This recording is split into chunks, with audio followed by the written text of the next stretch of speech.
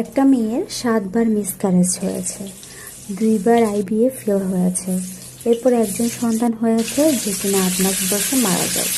এই মেয়েটার মনের অবস্থা চিন্তা করুন। তারপরেও তাকে শাশুড়ির কাছে প্রতিনিয়ত শুনতে হয় যে তার দোষেই নাকি বাচ্চা হচ্ছে না, যে বাচ্চাটা মারা গেল সেও নাকি তার অবহেলায় মারা গেছে।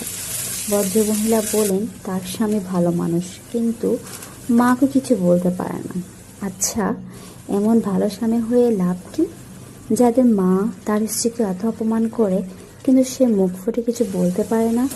আপনি যদি কিছু বলতেই না পারেন তাহলে দুজনকে আলাদা রাখুন, আর যদি নিজে বলতে না পারেন তাহলে স্ত্রীকে অনুমতি দেন প্রতিবাদ করার। বাবা মার প্রতিবাদ করা মানে এই না যে বাবা মার সাথে গালাগালি বা হাতাহাতি করতে হবে। তাদেরকে খুব পরিষ্কারভাবে একটা বাউন্ডারি সেট করে দিতে হবে, যেন সেটা তারা অতিক্রম না করে। যদি অতিক্রম করে তাহলে তাদেরকে ভদ্রভাবে শাসন করতে হবে, আপনার স্ত্রীকে সাপোর্ট করতে হবে। এমন ভালো মানুষ হবেন না যারা তার কাছের মানুষকে নিরাপত্তা দিতে পারে না।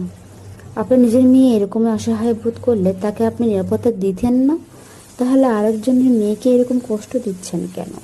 প্রত্যেক শাশুড়ি যদি তার ছেলে বউকে নিজের মেয়ে মনে করতো তাহলে আজকে এরকম সমাজ অনেক সুন্দর হতো, এটা সত্যি।